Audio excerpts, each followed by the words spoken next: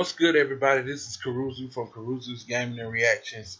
We're back with another reaction of sorts. So basically, what we're trying to do here is that we're going to go over the unofficial depth chart of the Atlanta Falcons. So I want to go through this with you guys, and what I'll do is I'll post a link in the description below so you can go check out the unofficial depth chart that's been released on AtlantaFalcons.com. And you guys can go check it out for yourselves. But for the purposes of this video, let's go ahead and have a look. Okay, so here we are, and these is courteous and compliments of AtlantaFalcons.com. As I say, you can go to AtlantaFalcons.com and pull up the depth chart yourself. But just for all intents and purposes for this video, we're going to go through it. Now, this right here represents the first string team, second string, third string, and other. So let's just go through it. Wide receivers, first string wide receiver, Julio Jones. Second, Justin Hardy. And third, Andre Roberts. Now, I'm not sure about this right here because Justin Hardy seems like a first teamer to me. Anyway, let's just go through here. We know who Julio Jones is, out of Alabama, 7 years experience, probably the best wide receiver in the game, very good. Left tackle, Jake Matthews, awesome, probably one of the better tackles in the league. His hair is not so long. I don't remember seeing him in the picture, his hair so long. Andy Levitre, Alex Mack. You got left tackle, left guard, Alex Mack, of course, is the center. Ben Garland is a first-teamer right guard, which is awesome. Ryan Schrader, who's really come on, probably should have made the Pro Bowl last year, from Valdosta State. Okay, I didn't know that, but he's a good pro. Austin Hooper, who I think is going to blossom in year two. You got Levine Torlolo and Joshua Perkins as well. Who I think he's just tapped his ability. This guy's 6'4", tall guy. He's not as tall as Torlolo. Torlolo's 6'8", but tall guy got great catching ability. So, and he's got 2 years. This is his second year. He's going to be pretty good if they can develop him a little bit more. Mohamed Sanu, the number 2, the opposite of Julio Jones, similar in height and stature. Both of them can catch. Muhammad is a really, really good wide receiver and a good answer for when they released Roddy White. A lot of people thought they should have kept Roddy White, but the reason why I think they lost Roddy White is because he was having issues in the locker room as far as Kyle Shanahan goes. Him and Kyle Shanahan was not on the same page. Also, you got quarterback Matt Ryan and Devontae Freeman and Derek Coleman. He's the new fullback, so he'll be taking DeMarco's place. Hopefully, Derek Coleman can hit, and when he hits somebody, when he blocks, he can put them on their ass. Because the fullback is essential in Atlanta's running, the way they want to run the ball. Also, in the second, you got Taylor Gabriel, Nick Williams. I'm glad they got Nick Williams back for the third. He is a scrappy player, really, really good pass catching ability, fast, real good player. I'm glad he's still around. Matt Schaub is the number 2 quarterback. Matt Sims, the number 3 quarterback. Telvin Coleman is the number 2 running back. And Teron Ward is the number 3 running back. Tyler Renew is the number 2 fullback. They don't have a number 3. They have a number 2. So they got some depth at these positions. And again, this is unofficial. So, but you can see the guys they have waiting in the lines. You got B.J. Daniels, Brian Hill. So this would be other, but basically 4th string. I'm just looking for some notable names on the list. I do know Brian Hill. He's a great story, great kid, and he can actually play pretty good. I don't know any of this guys. I think this one I do know his name. I believe he caught a ball in the end zone last year. I can't remember if he did, but he's been in the league for 4 years. So, and I don't know. I think all these guys here are new. Let's see. Okay, so his position, Josh McGee is a wide receiver. Also, what they've done is they got a lot of depth at the wide receiver position where they test out these guys. The reason why they do that because the wide receivers in the Atlanta Falcons offense get a lot. They get hit. All right, they get it. If Julio goes down, these guys gonna have to step up. I mean, you got a lot of people you got to go through. I mean, Andre Robertson's a third string, so that should say something about how they were using. Now they'll probably switch these guys around a little bit. Nick Williams is a wide receiver, but for my money, he's probably he's a little bit quicker than Justin Hardy. He's a little guy. Justin Hardy's just more physical. Justin Hardy is sort of like a Steve Smith sort of wide receiver, thick, short, but can play very physical, very strong, and he's got the necessary experience as well.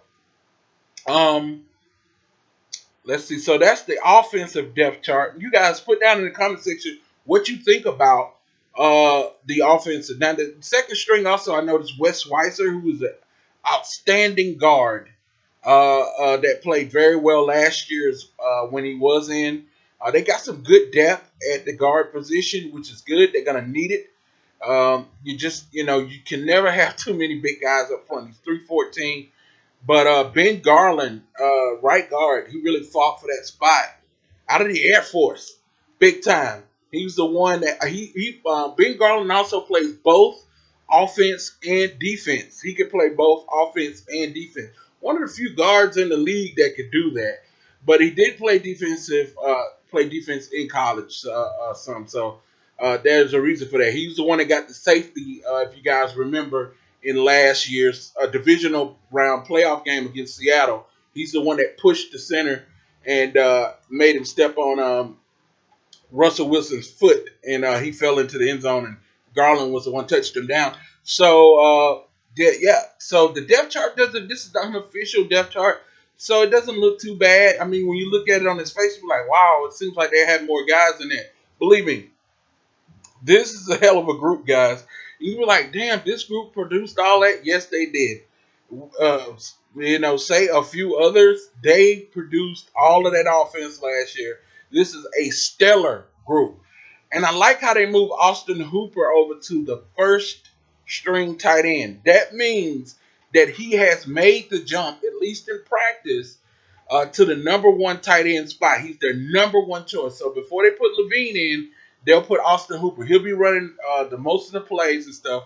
And he worked a lot with Matt Ryan in the offseason to try to get that timing down. I'm telling you guys, he is a Tony Gonzalez type player.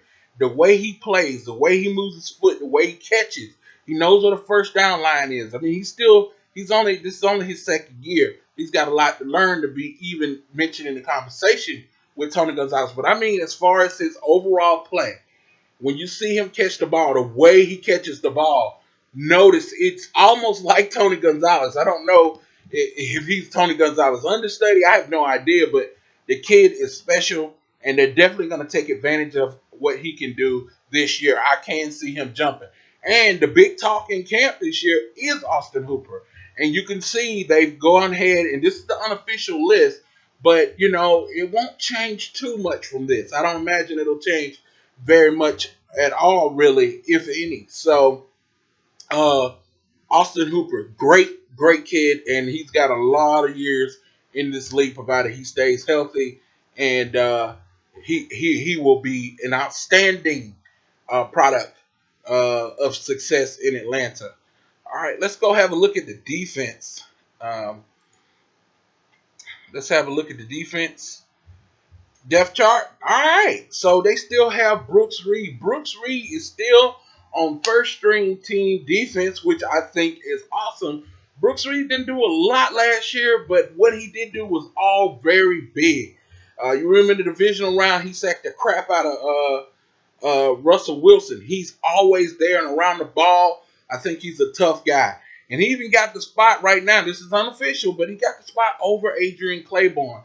Probably because durability. Adrian Claiborne had been nicked up for a lot of the time he's been with Atlanta. We lost him towards the end of the year last year a little bit with an injury as well. Now, Takaris McKinley, the new addition to the Atlanta Falcons, is going to play that defensive end spot opposite of Vic Beasley. to give you some more pass rushing ability. So Tack is on the third team right now, but that's okay. They're probably just nursing his injury, gonna work him into taking numbers with the first team to make sure that he stays in. And then on the fourth string, you got J. Tyrus Jones. I don't know who this is, but he's a defensive end, 6'3", 245 pounds out of Miami, Ohio. Oh, so you went to Miami and Ohio. So he's a rookie. Well, we'll see what he's able to provide. Let's just go through the fourth string real quick. Martin Afidi, they don't have a picture of him, but he's a defensive end, 275 out of Memphis. He's already got 1 year of experience. Josh Keys, he's a linebacker. He's 6'2", 223 pounds out of Boston College. Boston College is where Matt Ryan's from, if you guys don't know.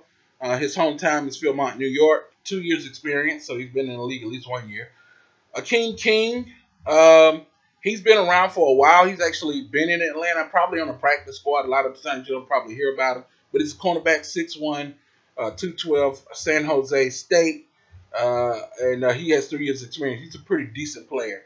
Jarner Jones, cornerback, another cornerback, 209 out of Iowa State. He's a rookie. Jordan Moore, he's a safety, 6'3". He's a lengthy guy, 225, UTSA. He's a rookie. If they can marry his height with skill, he'll be unstoppable. At 6'3", he can run with most wide receivers, or at least check them, jam them at the line. So, and Jalen Collins, who I'm so disappointed with, they actually booted him down to the fourth string because he's an actual good player, but he just keeps getting in trouble. He's suspended this year for 10 games. We won't even see him till week 14, even if they let him play. And I don't know, they might just release him because they're tired of dealing with all of the issues that happened with him. He had a great year last year, and this is the crap that they got to put up with. If you got a problem, get around the players who stay out of trouble, man. You know what I'm saying? 203 LSU, Kansas City Mo. You got a lot of folks that says a lot. You're probably good friends with Wilmore. But they're both from Missouri. But LSU, that's the same school. Duke Riley and oh boy, what's his name? Can't think of his name right quick. Hold on a second.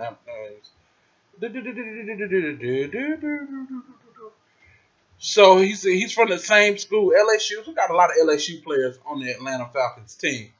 I don't even see his name in here. So, Deion Jones. So Deion Jones and Duke Riley from LSU as well. So is Jalen Collins. I have no idea why he keeps acting, a tail. Why he keeps getting in trouble. He's got good guys to hang around. There's no excuse for this.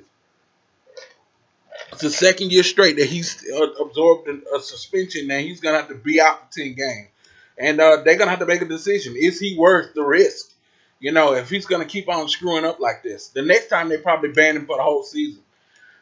All right, so that's the fourth string team. Let's go to the third string, as we already discussed. Tack, McKinley. These guys are new. Let's see.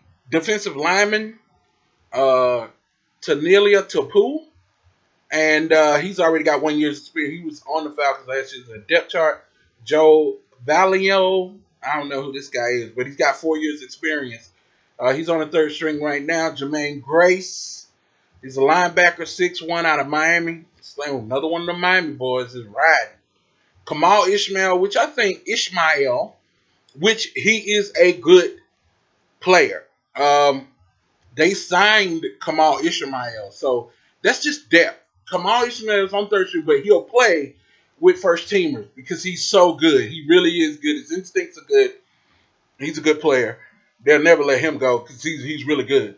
So I can't even pronounce this guy. Let's just call him Wilson. Cornerback, 190, University of Connecticut, 5 years experience. Probably been in the league for a while. Oliato, 2 years experience. I think he was on the team last year. He's a good player. They thought good enough to put him with the second team. He's played with the team before, started before, or at least came in. This is a new rookie. They just signed him. This guy's lighting up the camp on the defense. He is lighting up the camp on the defense. Got a couple of picks, at least a couple of picks from what I know. He's playing very well. Marcellus Branch is a rookie and a free safety. 180 out of Robert Morris. Okay. So let's just go over here to the second team. Adrian Claiborne. We already know about Adrian. Adrian's a great player, good player, and hopefully he stays healthy this year. Jack Crawford, defensive end. He's got 6 years experience, so he's been in the league for a while, but he's on second string, so they expecting big things from this guy. Rashid Hageman, guys, I don't think you really know about Rashid Hageman that much, but he is a beast. Rashid is really, really strong. I think he kind of the game gets to him a little bit. He's really strong. If he could just grab onto that boy's a beast. I'm telling you, if you remember, Rashid is the guy that sacked Aaron Rodgers with his hand. Remember, he stuck his hand out and pulled his foot down in the NFC Championship game last year.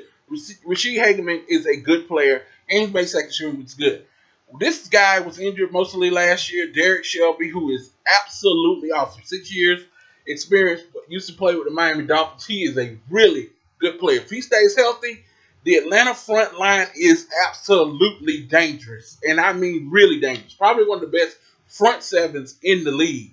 Jack Lynn, linebacker. Don't know who this guy is. He's a rookie. But he's on the second string, so he's been lighting it up. So hopefully he's not on the fourth string. So that tells you where, when you start looking at these unofficial depth charts, that tells you where this guy's progress is.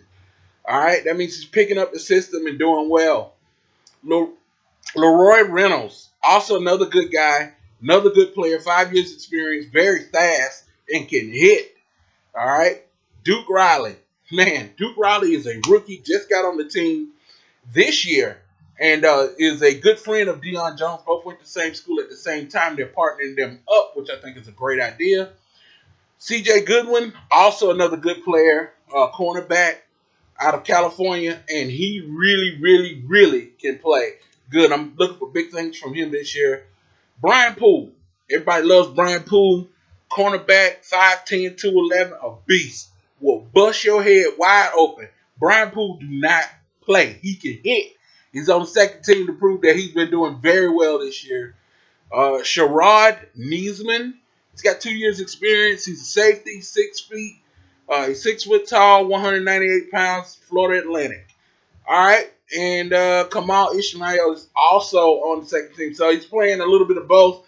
That could be a typo, but I think Kamal Ishmael deserves to be with the number 2s. He's a really, really, really good player. And he doubles. He could play all positions, by the way. He could play linebacker. He could play any position you want. All right, now over to the first string players. Brooks Reed, Dontari Poe, Grady Jarrett, Courtney Upshaw, Vic Beasley, Deion Jones,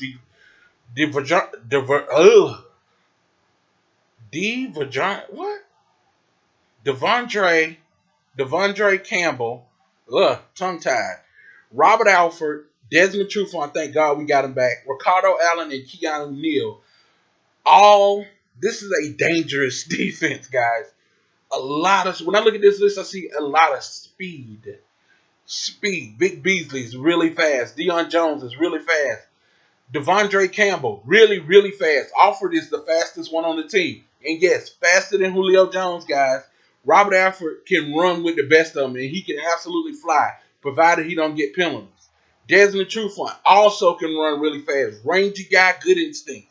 Ricardo Allen can run. All these guys can run. And Neal can run and hit.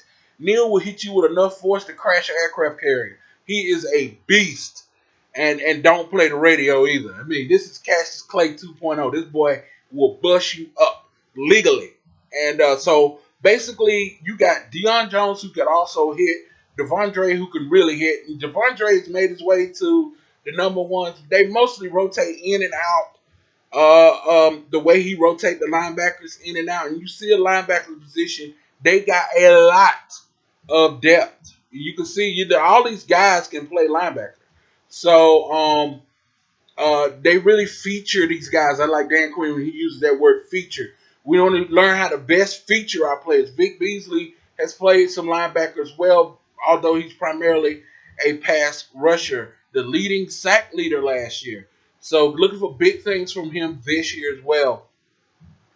Devon, I don't know what he's doing his hair, but he's a really good player.